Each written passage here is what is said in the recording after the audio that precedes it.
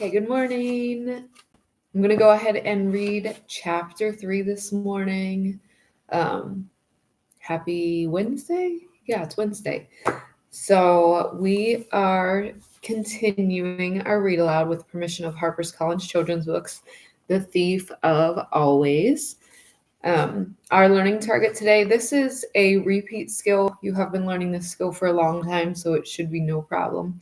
The learning target is I can analyze characters by thinking about what type of person would say, do, or think that way.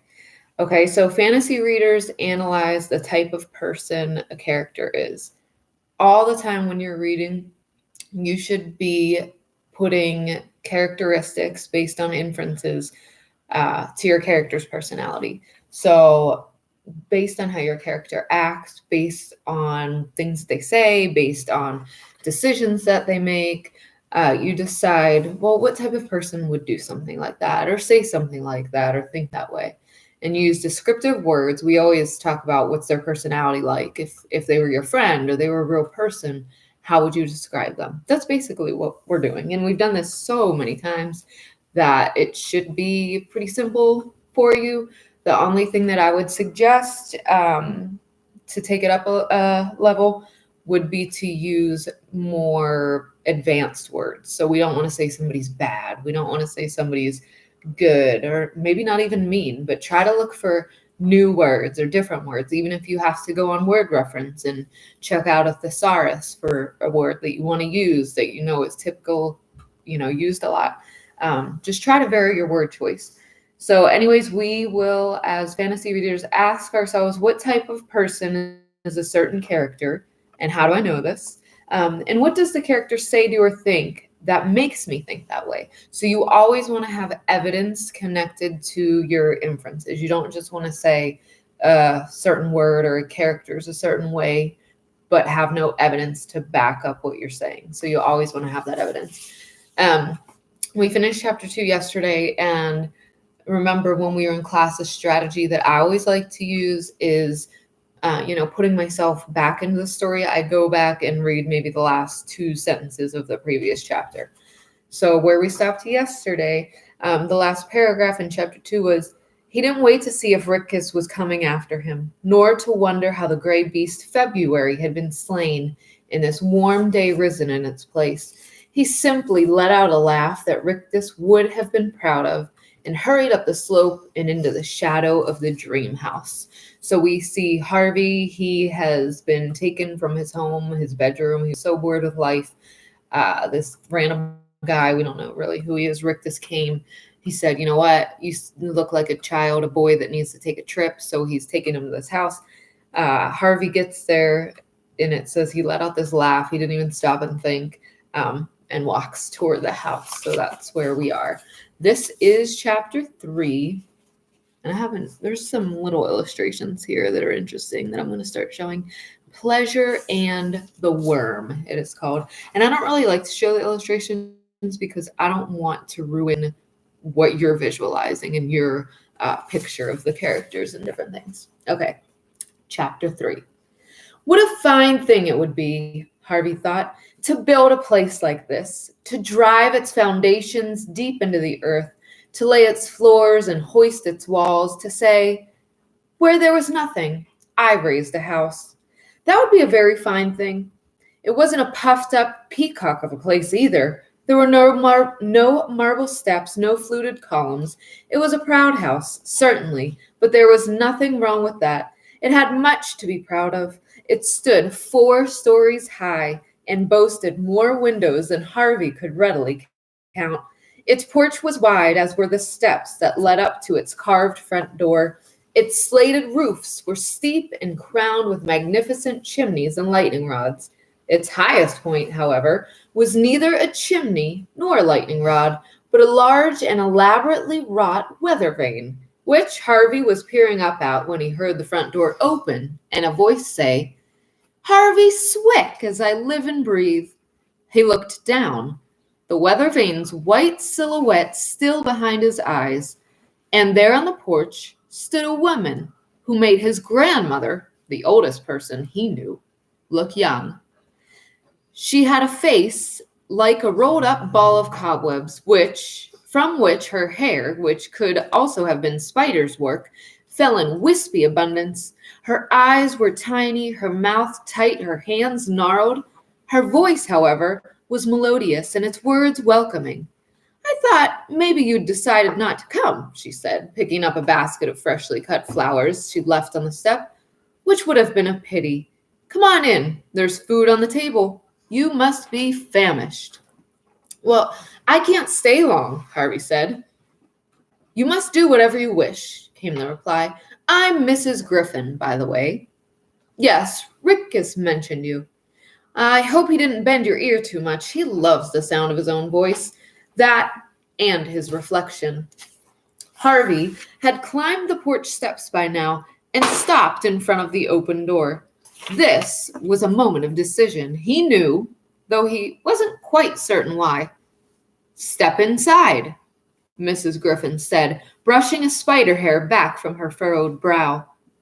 But Harvey still hesitated, and he might have turned around and never stepped inside the house except that he heard a boy's voice yelling, I gotcha, followed by uproarious laughter. Wendell, said Mrs. Griffin, are you chasing the cats again? The sound of laughter grew even louder, and it was so full of good humor that Harvey stepped over the threshold and into the house just so that he could see the face of its owner. And I'm going to stop there and just talk about Harvey for a second and what I think that he's like. So basically, I see him doing things, or maybe hesitating when he's about to do things. Like he seems curious and maybe he's unsure, but then something will happen and he easily changes his mind. So right here, he's like, should I go into the house or not? I'm not really sure. But then he hears a boy yelling and he hears some laughter from inside. And then he just wants to see it. He just wants to see what it's like. He just wants to see what they're laughing about and going on.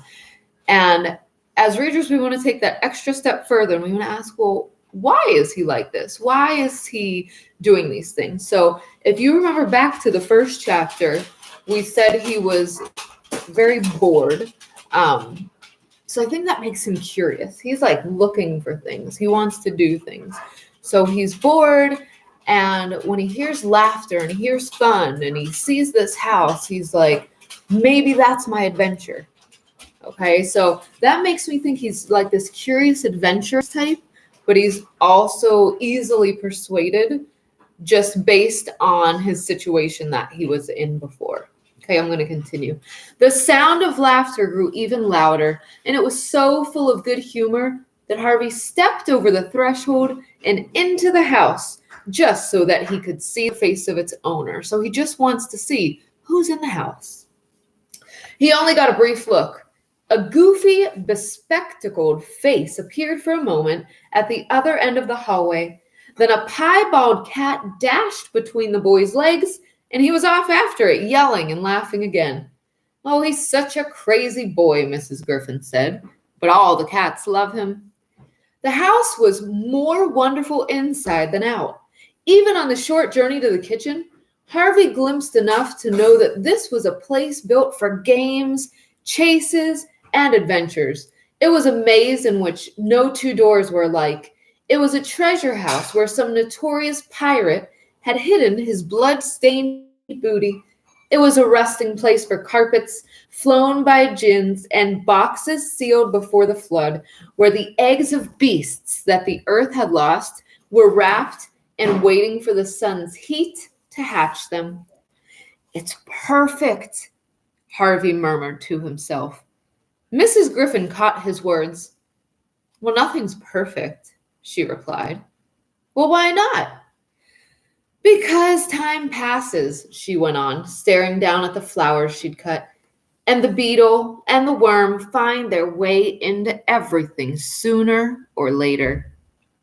Hearing this, Harvey wondered what grief it was Mrs. Griffin had known or seen to make her so mournful. I'm going to pause there and talk about Mrs. Griffin real quick.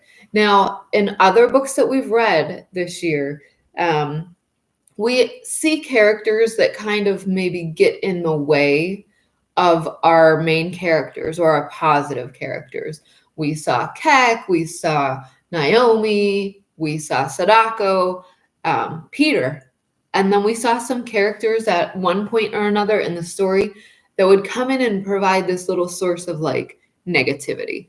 And to me, right here, that seems what Mrs. Griffin is doing. She seems slightly negative. I mean, we just met her, so maybe she's not. But Henry's like amazed at this house. He's like, it's adventurous. There's all this stuff going on. It's perfect. And she's like, well, nothing's perfect. And then she says, the beetle and the worm find their way into everything sooner or later. Okay. So to me, that means that she's saying, well, things might seem perfect, but sooner or later, there's going to be a beetle or a worm. There's going to be something negative getting in there. Okay. So here's that one character that provides that obstacle or that source of negative to our positive character. Well, I'm sorry, she said, covering her melancholy with a tiny smile, so her sadness. You didn't come here to listen to my dirges. You came to enjoy yourself, didn't you? Well, I guess I did, Harvey said. Well, so let me tempt you with some treats. Harvey sat himself down at the kitchen table and within 60 seconds, Mrs. Griffin had set a dozen plates of food in front of him. Hamburgers, hot dogs and fried chicken, mounds of buttered potatoes, apple, cherry, and mud pies, ice cream and whipped cream, grapes, tangerines, and a plate of fruits he couldn't even name. He set to eating with gusto and was devouring his second slice of pie with a freckled girl with long frizzy blonde hair and huge blue-green eyes ambled in. You must be Harvey, she said. Well, how did you know? Wendell told me. How did he know? She shrugged. He just heard. I'm Lulu, by the way. Did you just arrive? No, I've been here for ages. Longer than Wendell, but not as long as Mrs. Griffin. Nobody's been here as long as she has. Isn't that right? Almost, Mrs. Griffin, a little mysteriously. Do you want something to eat, sweetie? Lulu shook her head. No, thanks. I haven't got much of an appetite at the moment. She nevertheless sat down opposite Harvey, stuck her thumb in the mud pie, and licked it clean. Who invited you here? She asked. A guy called Rictus. Oh, yeah? The one with the grin? Yep, that's him. Yeah, he's got a sister and 2 brothers, she went on. Well, you've met them then? Asked Harvey. Well, not all of them, Lulu admitted. They keep themselves to themselves, but you'll never meet 1 or 2 of them sooner or later. I don't think I'll be staying, Harvey said. I mean, my mom and dad don't even know I'm here. Well, sure they do, Lulu replied. They just didn't tell you about it. This confused Harvey, and he said so. Well, just call your mom and dad, Lulu suggested. Ask them. Well, can I do that? He wondered. Well, of course you can, Mrs. Griffin replied. The phone's just in the hallway. Carrying a spoonful of ice cream with him, Harvey went to the phone and dialed. At first, there was a whining sound on the line as though a wind were in the wires. Then, as it cleared, he heard his mom say, Who is this? Before you start yelling, he began. Oh, honey, his mom cooed. Did you arrive? Well, arrive? You are at the holiday house, I hope. Yes, I am, but... Oh, good. I was worried maybe you'd lost your way. Do you like it there? You knew I was coming here? Harvey said, catching Lulu's eye. I told you, she mouthed. Of course we knew, his mom went on. We invited Mr. Rictus to show you the place. You looked so sad, you poor lamb. We thought you needed a little fun. Really? Said Harvey, astonished by this turn of events. We just want you to enjoy yourself, his mom went on. So you stay just as long as you want. Well, what about school? He said. You deserve a little time off, came the reply. Don't you worry about anything. Just have a good time. I will, Mom. Bye, honey. Bye. Harvey came away from the conversation, shaking his head in amazement. Well, you were right, he said to Lulu. They arranged everything. So now you don't have to feel guilty, said Lulu. Well, I guess I'll see you around later, huh? And with that, she ambled away. If you're finished eating, Mrs. Griffin said, I'll show you to your room. Well, I'd like that. Okay, so I'm going to stop again because here we have Harvey. At first, he's like, well, I'm not staying very long and I have to go. And my parents, they don't even know that I'm here. And I feel like he's very easily persuaded. They're like, well, here's some food and call your parents. Say, and let me show you to your room. And he's like, well, okay, I'd like that. And it seems that his parents knew that he was going. They actually arranged this trip for him.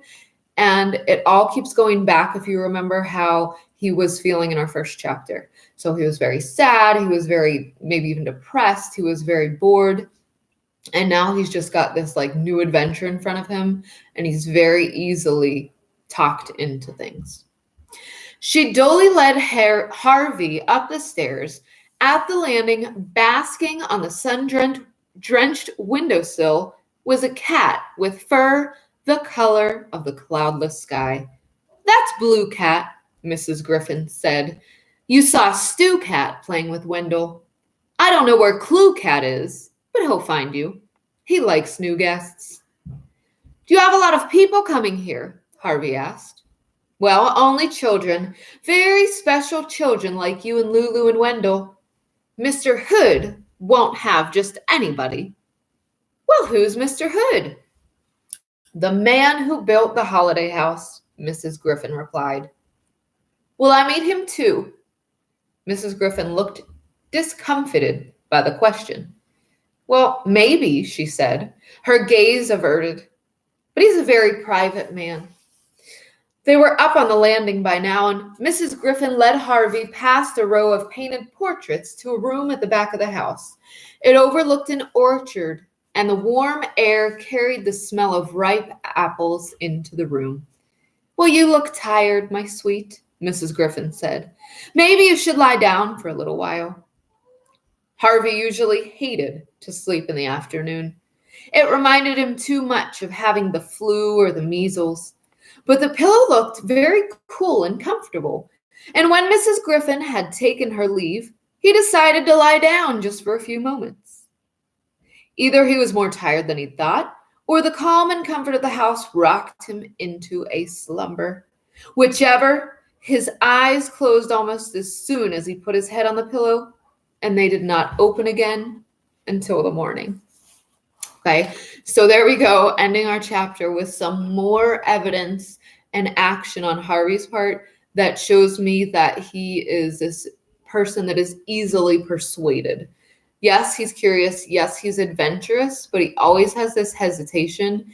And as soon as somebody says something to him, he goes and changes maybe what he was originally going to do. So here she's like, oh, you look tired. Why don't you lay down? And he hated sleeping in the afternoon. It says it reminded him of being sick because you don't typically sleep in the afternoon. But then he has this nice looking pillow. It looks so comfortable. And she's like, just go ahead, sweetie, and lay down. And he just does what she says. So again, that's just showing me his characteristics: curious, adventurous, and easily persuaded by other people. So I don't really know right now if that's a good characteristic to have or a bad character trait to have. I'm sure that we'll see. But again, we want to up it a little bit, the level of our thinking, and ask ourselves, well, why is he this way? And I go back to the first chapter when he was completely bored, ready to die, just out of his mind. So he's on a little adventure, and his parents seem to agree with that. Okay, so what you are going to do today for your independent work, you're going to continue reading your book on Epic. Again, I remind you, if you end up finishing a book, that you may choose another one.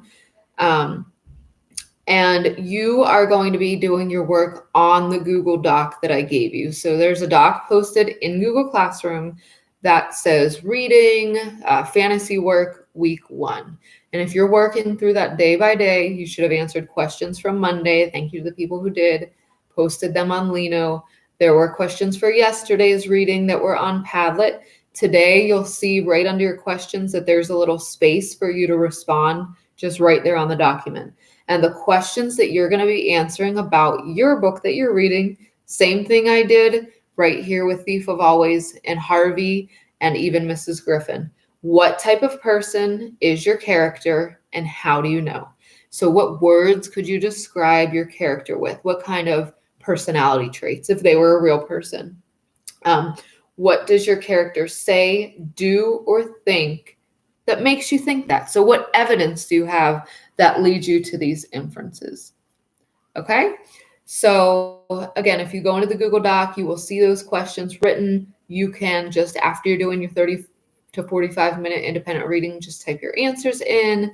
I'm here all day. If you have any questions or you want to check in, send me a message, Parent Square, Google Classroom, email. Hope everyone is having a great week so far, considering the circumstances. We're on Wednesday, making it through the week. Have a great day. I will see you tomorrow morning, same time, same place. Take care. Miss you guys.